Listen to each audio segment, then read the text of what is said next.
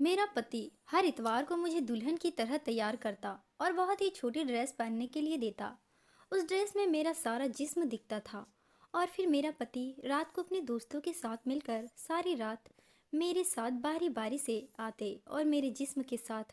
मेरा नाम मानवी है, मैं बेहद खूबसूरत थी। मेरी शादी ऐसे लड़के से हुई थी जिसका इस दुनिया में कोई नहीं था। वह जॉब करता था। मुझे कोई परेशानी नहीं थी क्योंकि मैं खुद गरीब घर से थी। मुझे अमीरी की कोई लालच नहीं थी। मेरी शादी को अभी कुछ दिन ही गुजरे थे कि इतवार के दिन मेरा पति दोपहर को कहीं चला गया था। नई नई शादी हुई थी, इसलिए मैं रोज अच्छे से तैयार हो जाती थी। आज मैंने एक खूबसूरत जोड़ा पहना था, तैयार भी हुई थी। लेकिन जब मेरा पति विनय शाम को घर आया तो उसके हाथ में शॉपिंग बैग था। उसने शॉपिंग बैग को मेरे हाथ में थमाया और बोला कि इसमें तुम्हारे लिए ड्रेस है, इसे पहनकर तुम तैयार हो जाओ। मैंने हैरत से विनय की तरफ देखा और कहा कि मैं तो तैयार हूँ। वह कहने लगा कि जो ड्रेस मैं अभी तुम्हारे लिए लाया हूँ उसे पहन लो और तैयार हो जाओ। मैं शॉपिंग बैग लेकर अपने कमरे में आ गई। जब मैं उस ड्रेस को देखी तो मेरी आंखें फटी की फटी रह गई, क्योंकि वह तो बहुत ज़्यादा फैशनेबल, कीमती और छोटी सी ड्रेस थी। मैंने कहा, विनय, यह तो बहुत ज़्यादा छोटी ड्रेस है। विनय कहने लगा कि मेरे दोस्त घर आते ही होंगे, इसलिए जल्दी से तुम यह ड्रेस पहनकर तैयार हो जाओ। मैंने कहा, इतनी कीमती और ऐसी ड्रेस लाने की क्या ज़रूरत थी? मेरी शादी पर तो आपने एक जोड़ी कपड़े भी नहीं दिए थे।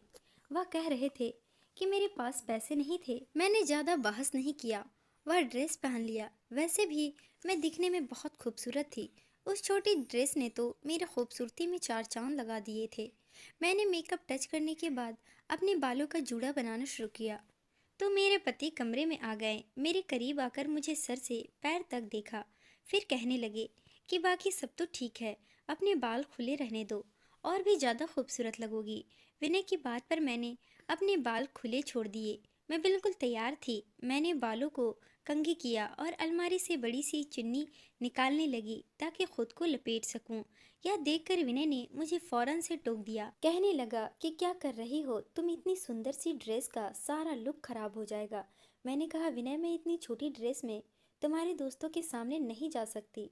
आप खुद देखिए, यह ड्रेस काफ़ी टाइट और छोटी सी है। विनय कहने लगा कि मुझसे बहस मत करो, वैसे भी मेरा दोस्त अपनी गाड़ी और ड्राइवर भेज रहा है, तो घबराने की कोई ज़रूरत नहीं है।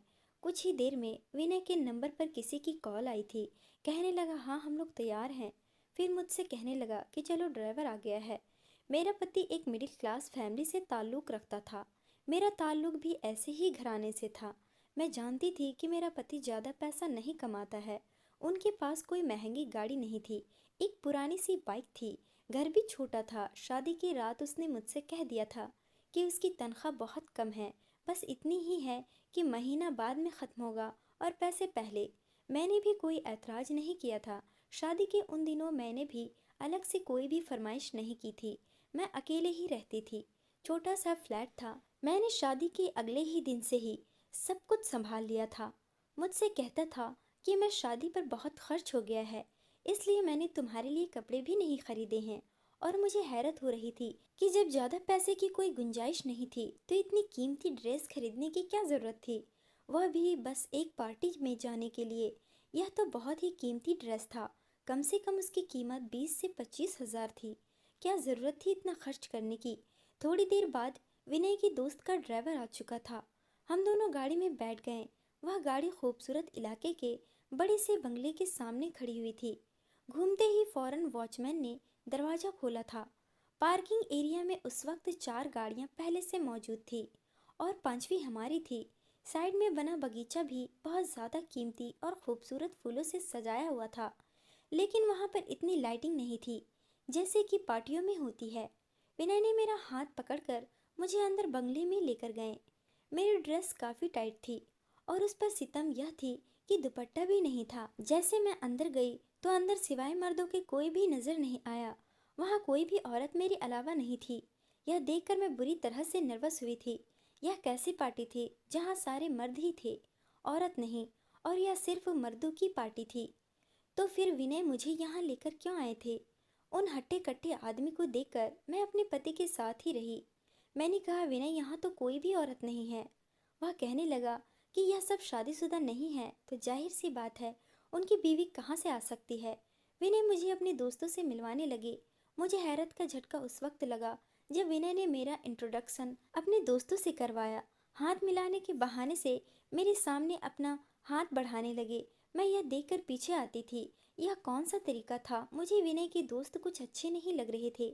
सब मुझे सर से पैर तक देख रहे थे। उनकी आंखों में अजीब सी चमक थी कि मुझे अपने वजूद पर चींटियां रेंगती महसूस होने लगी थी। मेरा दिल बहुत ज़्यादा घबराने लगा था। मुझे इस कदर बेचैनी होने लगी थी कि फौरन से उस घर से बाहर निकल जाऊं। वहां उस वक्त असमर्थ थे और दसों के हाथों में कांच की गिलास में ब्राउन रंग का शरबत था, जबकि आंखें ना जाने किस जज तहत गुलाबी हो रही थी।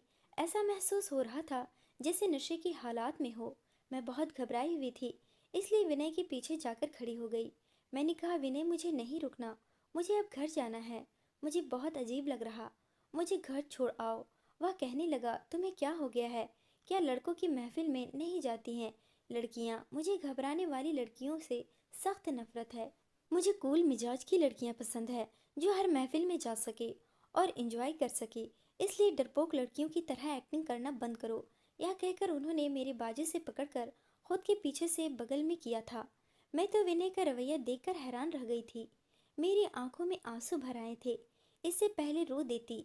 विनय का एक दोस्त मेरी तरफ बढ़ा और कहने लगा, भाभी आप क्यों परेशान हो रही हो? मेरी बीवी दूसरे शहर अपने मायके गई है और बाकी दोस्त कुंवारे हैं। 1-2 साल रुक जाइए, इन सब की शादियां हो जाए तो इन सब की भी बीवी आ जाएगी। अब अगर हमारी बीवियां नहीं हैं तो हम क्या करें? आपके लिए बहुत अच्छा इंतजाम किया है। उसका अंदाज मजाक उड़ाने वाला था। फिर से कहने लगा, आइए ड्राइंग रूम में चलते हैं, खाना बिल्कुल रेडी है। मैं विनय का हाथ जोर से पकड़े ड्राइंग रूम की टेबल तक पहुंची थी, जहां पर अलग अलग किस्म के खाने लगे हुए थे, और विनय के साथ मैं टेबल पर बैठ गई। उसके बाकी दोस्त भी सामने की कुर्सी पर बैठ गए। उसके एक दोस्त खाना सर्व कर रहा था। वह मेरी प्लेट में अलग अलग किस्म के खाने डाल रहे थे। कह रहा था, भाभी ये भी खाकर देखें और यह भी खाकर देखिए। खाना वाकई बहुत ही लजीज था और मुझे भूख भी बहुत ज़्यादा लगी थी। अजीब बात थी कि जैसे जैसे मैं खाना खा रही थी, मेरी आंखें नींद से बंद होने लगी। खाते खाते ही मुझे लगा कि जैसे मैं यहीं पर सो जाऊंगी। मैं नशे वाली नज़रों से विनय की तरफ देख रही थी, जो मुझे एक के बजाय 4-5 नजर आ रहा था। मैंने कहा, विनय अब तो घर चलो, मुझे नींद आ रही है। वह कहने लगा, चलो। यह कहकर जैसे ही मैं अपनी कुर्सी से खड़ी हुई, लड़खड़ाते हुए विनय की बाहों में गिर गई थी। बस 1 मिनट लगा था मुझे अपने होश खोने में। सुबह जब मेरी आंख खुली तो मेरा सर बुरी तरह से चकरा रहा था। बहुत मुश्किल से मैंने अपनी आंखें खोली थी। मैं अपने कमरे में मौजूद थी। अभी भी मैं उस छोटी सी ड्रेस में थी जो मुझे अपने वजूद पर बुरी तरह से चुभ रही थी। मैंने बड़ी मुश्किल से उठकर बैठने की कोशिश की। मुझे लगा जैसे मेरा वजूद मेरा साथ न दे रहा हो। मेरे पूरे बदन में तेज दर्द हो रही थी। पता नहीं क्यों मैं चूर चूर हो चुकी थी। मुझे अपना अंदर एक अजीब सी कमजोरी महसूस हो रही थी। मैंने देखा तो मेरा सारा जेवर उतरा हुआ था और हाथों में जहां मैं चूड़ियां पहनी थी वहां पर खरोचे और जख्मों के निशान थे। यह देखकर मुझे हैरत हुई थी। मैं अभी ठीक से अपने होशो हवास में नहीं आई थी जब विनय बेझिझक होकर नाश्ता लेकर अंदर दाखिल हुआ। वह बहुत खुश लग रहा था। मुझसे कहने लगा, देखो आज मैं तुम्हारे लिए ऑमलेट और ब्रेड नाश्ते में लेकर आया हूँ। मैंने कहा, पता नहीं क्यों मेरे जिस्म में बहुत दर्द है। मेरी बात पर फिक्रमंद होने के बजाय वह मुस्कुराने लगा और कहने लगा, तुम कल रात को बहुत ज़्यादा खूबसूरत लग रही थी, फिर मुझ पर बेहोश होकर गिर गई थी, इसलिए घर आते ही मेरी नीयत तुम पर ख़राब हो गई थी। काफ़ी अच्छे मूड में था। मेरी नज़रें खुद ब खुद झुक गई थी। कहने लगा, तुम नाश्ता करो, मैं तुम्हारे लिए दर्द की दवा और गरम गरम चाय लाता हूँ। फिर यह दर्द भी आधे घंटे में ठीक हो जाएगा। मुझे हैरत हो रही थी कि इतने दिनों में तो विनय ने कभी मुझसे ऐसी मोहब्बत का इजहार नहीं किया था कि पूरे वजूद पर जख्म थे।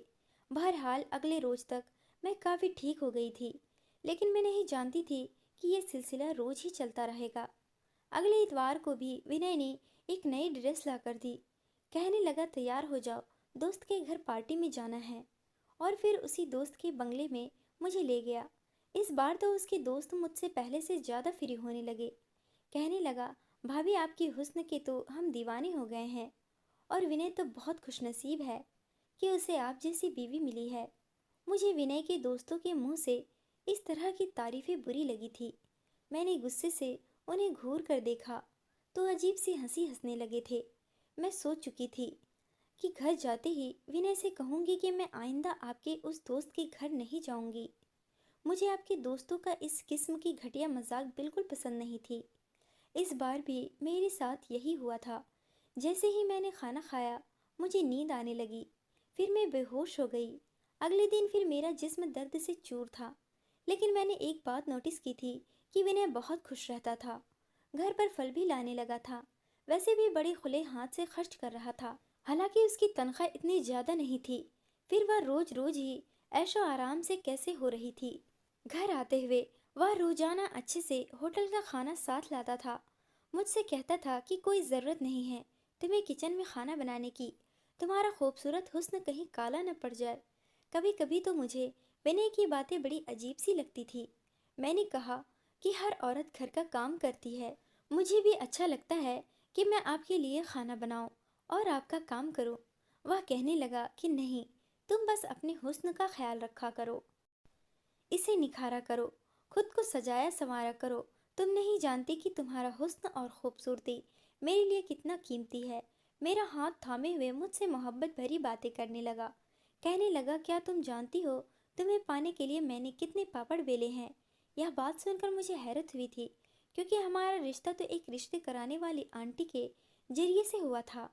मैंने तो शादी से पहले अपने पति को कभी नहीं देखा था। मैंने कहा, क्या मतलब।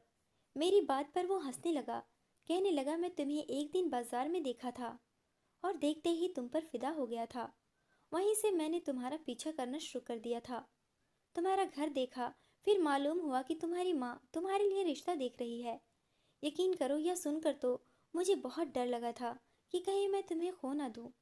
कहने लगा, एक बार मैंने तुम्हारे घर से बाहर एक रिश्ते वाली आंटी को निकलते देखा था। फिर मैंने उनसे कहा कि अगर वह मेरा रिश्ता तुमसे करवा दे तो मैं उन्हें अच्छी खासी रकम दूंगा। वह मेरी बात मान गई और मेरा रिश्ता तुमसे हो गया। मैं तो उनकी बातें सुनकर हैरत से आंखें फाड़कर उसे देख रही थी। मुझे नहीं पता था कि मेरा पति मुझसे पहले से ही मोहब्बत करता था।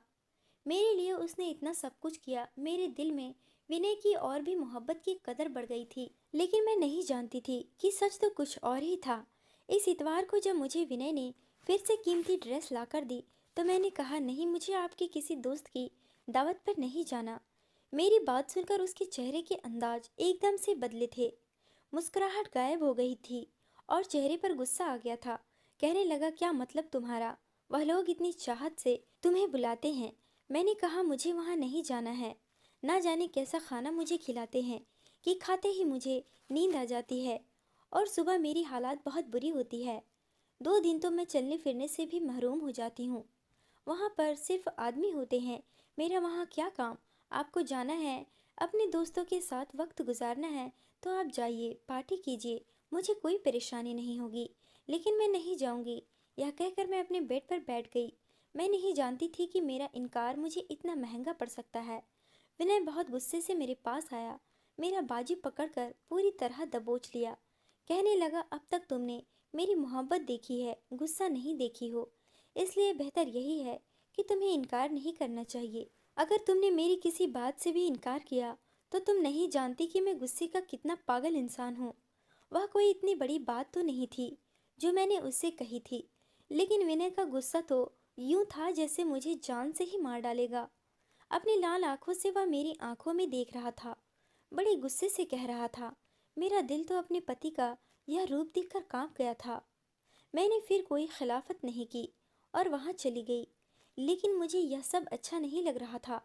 ना जाने क्यों टेबल पर मुझे स्वादिष्ट खाने भी आज अच्छी नहीं लग रही थी, क्योंकि वह मुझे बेहोश कर देते थे। मैं बहुत कम खाना अपने प्लेट में डाली थी और थोड़ा थोड़ा करके खा रही थी। लेकिन जैसे ही विनय की दोस्त की नज़र मुझ पर पड़ी, कहने लगा, भाभी क्या बात है, अब खाना ठीक से नहीं खा रही हो। मैंने कहा, मुझे भूख नहीं है। मैंने यह कहना था कि उसने एक अजीब तरह का इशारा विनय को किया था। यह देखकर मेरे होश गुम हो गए थे। खाने से मेरी प्लेट भर दी। कहने लगा, पूरा खाना खत्म करो। वह घूरने वाली नज़रों से मुझसे कह रहा था। मैंने बड़ी मुश्किल से वह खाना खत्म किया था और खाते ही मेरी हालात ख़राब हो गई थी। और अब तो मुझे विनय पर भी शक होने लगा था। अगले इतवार आने से पहले ही मैंने तबीयत खराब का बहाना बनाया और मायके चली आई। एक दिन मैं अपनी छोटी बहन के साथ शॉपिंग पर गई। वहाँ मेरी मुलाकात विनय के 5 दोस्तों में से एक के साथ हो गई। बातों के दौरान बार बार मेरी बहन को देख रहा था। कहने लगा, भाभी इस बार हमारे घर आइएगा तो अपनी बहन को साथ ज़रूर लाइएगा, यह भी आपकी तरह बड़ी खूबसूरत है। मुझे उस आदमी की बात बहुत बुरी लगी थी। मेरी बहन भी उसे घूर कर देखने लगी।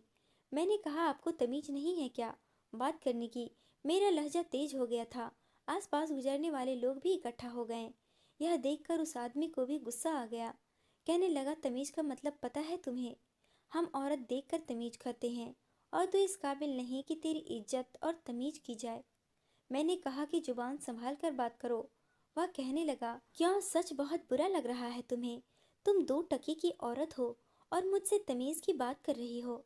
यह सुनकर मुझे उस पर इतना गुस्सा आया कि मैंने एक जोरदार थप्पड़ उसके मुंह पर दे मारा। थप्पड़ की गूंज जिसने भी सुनी, वह तमाम लोग वहां खड़े हो गए। कुछ लोग कहने लगे कि अगर यह शख्स ने आपके साथ बदतमीजी की है तो हम इसकी तबीयत अभी ठीक कर देते हैं। मेरा जी तो यही चाहा कि उसका मुंह तुड़वा दो इन लोगों से। इस आदमी को औरत से बात करने की तमीज तक नहीं है। मैंने सोचा कि घर जाकर विनय को इसकी हरकत बताऊंगी कि वह लोग कितने बदतमीज हैं। और विनय हर रात मुझे जबरदस्ती उनके घर लेकर जाता है। उनकी नज़र में तो किसी बहन बेटी की इज्जत ही नहीं है। इससे पहले कि वहां खड़े नौजवान उस आदमी की अच्छी तरह खबर लेते, वह कहने लगा कि यह बाजारू औरत है, जिस्म फरोशी का काम करती है और मैं इसका ग्राहक हूँ। बस यहाँ पर तमाशा बना रही है। यह सुनना था कि मेरे होश उड़ गए थे। मैंने कहा कि यह बकवास कर रहा है। कहने लगा कि तुम हर इतवार को क्या करने मेरे बंगले में आती हो, वह भी तब जब तुम जानती हो कि वहाँ तुम्हारे अलावा कोई और नहीं होती है। उसके बाद जो बात उस आदमी ने मुझसे कही, जिसे सुनकर मेरा दिल दिमाग चकरा कर रह गया था। कहने लगा, अगर मेरी बात पर यकीन ना हो तो इस बार आना। इतवार को मैं तुम्हें अच्छा सबक सिखाऊंगा। तुम्हें तुम्हारी सही औकात दिखाऊंगा कि तुम क्या हो। मेरी बहन मेरी शक्ल देख रही थी। मैं उसकी बात पर यूं पत्थर बन चुकी थी। बहुत से लोग मुझे अजीब सी नज़रों से देखते हुए वहां से चले गए। आदमी गुस्से से भरा पड़ा था। मुझे घूरता हुआ वहां से चला गया। मेरी बहन ने मेरा हाथ पकड़ा और मुझे खींचते हुए बाजार से बाहर ले आई। कहने लगी, दीदी वह आदमी क्या बकवास कर रहा था? मैंने कोई जवाब नहीं दिया। मेरा तो दिमाग चकरा कर रह गया। मेरा जी इतना घबरा रहा था कि जैसे अभी मेरे दिल को कुछ हो जाएगा, वह फट जाएगा। मुझ पर अजीब सी बेहोशी होने लगी थी। मेरी बहन मेरी ऐसी हालात देखकर मुझे घर ले आई, लेकिन मुझे वहाँ भी चैन नहीं आया। मैं फौरन से अपने घर चली गई। घर आई तो विनय का मूड बहुत ख़राब था। कहने लगा, तुम्हें मायके जाना है? एक इतवार को तो मैं मुश्किल से छुट्टी में होता हूँ और तुम वहाँ जाकर मेरा पूरा मूड खराब कर देती हो। मैंने कोई जवाब नहीं दिया था, क्योंकि मैं कुछ भी कहती तो मुझ पर गुस्सा करता। इस बार जब वह मुझे अपने दोस्त के घर लेकर गया तो उस वक्त उसका वह दोस्त वहाँ मौजूद नहीं था, जिससे मेरी मुलाकात बाजार में हुई थी। जैसे मैंने आधा खाना खाया, मैं फौरन नींद में चली गई। मुझे यह खाना अपने अंदर हजम नहीं करना था, इसलिए मैंने हलक में उंगली डालकर उल्टी की। जो कुछ खाया था सब कुछ बाहर आ चुका था, इसलिए मुझ पर नशे का असर नहीं हुआ था। मैं बाहर आई और बेहोश होने का नाटक करने लगी और विनय ने मुझे अपनी बाहों में ले लिया। कमरे में लाकर मुझे बेड पर लिटा दिया। उसके सारे दोस्त भी कमरे में आ गए और मेरा पति कहने लगा कि इस बार मैं डबल कीमत लूँगा। जो हरकत तुम लोग रात भर मेरी बीवी के साथ करते हो, उससे यह बीमार रहने लगी है। तुम लोगों के लिए पैसे आधे तो इसकी दवाई और डॉक्टर के खर्च में चले जाते हैं। मुझे क्या फ़ायदा होता है? इसके दोस्त कहने लगे कि हमें मंजूर है, तुम इसकी जितनी चाहे कीमत ले लो। मेरा जी चाहा जमीन फटे और मैं उसमें समा जाऊं। मेरा ही पति मेरी इज्जत का सौदागर था। पति तो बीवी का रक्षक होता है, गंदी नज़र से बचाने के लिए हर रिश्ते को भूल जाता है। यह कैसा पति था जो मेरा ही सौदा कर रहा था? इससे पहले कि वह लोग मेरे साथ कुछ भी गलत करते, पुलिस की गाड़ी का हॉर्न बंगले के बाहर बजने लगा। यह सुनकर वह सब चकरा गए थे। मैं यहाँ आने से पहले पुलिस को सारी इन्फॉर्मेशन दे चुकी थी। जब तक पुलिस अंदर आती मैं उठकर बैठ गई। मुझे उठकर बैठते हुए देखकर विनय और बाकी आदमी के भी रंग उड़ गए। मैंने अपने पति को गिरफ्तार करवा दिया था, इसलिए उसे खूबसूरत लड़की चाहिए थी जिससे वह धंधा करवा कर पैसे कमा सके। जेल में बंद था और उसी दौरान मैंने तलाक का पेपर जेल में भिजवा दिया। मुझे तलाक भी हो गई, लेकिन मेरे माँ बाप से एक शिकायत थी। मेरा रिश्ता तय करने से पहले उन्होंने यह तो देखा कि लड़का अकेला है, मुझ पर घर की जिम्मेदारियां नहीं होगी, सास ननद के ताने नहीं होंगे, लेकिन यह नहीं देखा कि वह करता क्या है, उसके और भी कोई रिश्तेदार है या नहीं। दोस्तों, उम्मीद करती हूँ आपको हमारी कहानी पसंद आई होगी। कहानी पसंद आई है तो वीडियो को लाइक करें, चैनल पर नए हैं तो चैनल को सब्सक्राइब करें।